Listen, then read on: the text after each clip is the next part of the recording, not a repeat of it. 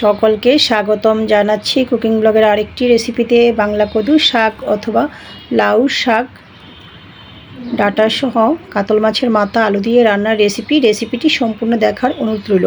প্রথমে আমি লাউয়ের ফ্রেশ পাতা ডাঁটা সহ কেটে ধুয়ে নিয়েছি এখানে কাতল মাছের মাথা ধুয়ে পরিষ্কার করে, আলু খোসা ফেলে কেটে নিয়েছি। চলুন রান্নাটা শুরু করি। চুলাটা অন করে একটি কড়াই বসিয়ে দিয়ে দিয়েছি পরিমাণ মতো ঝোল, কেটে রাখা আলু, সামান্য লবণ। ডাকনাটা দিয়ে আলুটা সিদ্ধ করে নেব। কয়েক মিনিট পর ডাকনাটা নামিয়ে একবার নাড়াচাড়া করে নিয়েছি। ফিরে আসছি খানিকক্ষণ পর, ডাকনাটা নামিয়ে নিয়েছি। আলুটা সিদ্ধ হয়ে গিয়েছে, জলটাও শুকিয়ে গিয়েছে। আলুটা নামিয়ে নিয়ে কড়াইটা ক্লিন করে আবার চুলায় বসিয়ে দিয়েছি। তেলটা গরম হওয়ার পর দিয়ে দিয়েছি লবণ হলুদ মাখানো মাছের মাথা। তো আমি এখানে কাতল মাছের মাথা নিয়েছি, তো আপনারা রুই মাছের কিংবা অন্যান্য বড় মাছের মাথা দিয়েও রান্নাটা করতে পারেন, অথবা চিংড়ি মাছ দিয়ে। তো খুন্তির সাহায্যে উল্টিয়ে পাল্টিয়ে মাছের মাথাটা ভেঙে নিচ্ছি। তো মাছের মাথাটা ভেঙে দিয়েছিলাম খুন্তির সাহায্যে। বাজি হয়ে গিয়েছে, নামিয়ে নেব। চুলায় আরেকটি পাত্র বসিয়ে দিয়ে দিয়েছি পরিমাণ মতো তেল। ফোড়নে দিয়েছি কালো জিরে তেজপাতা।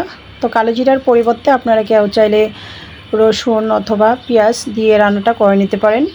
মশলায় নিয়েছি পরিমাণ মতো হলুদ গুঁড়া, লঙ্কার গুঁড়া, সামান্য আদা বাটা। জল দিয়ে গুলে মশলাটা দিয়ে দেব।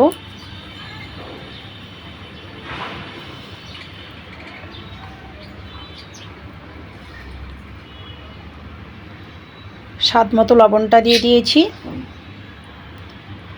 চামচের সাহায্যে নাড়াচাড়া করে মশলাটা কষিয়ে নিচ্ছি।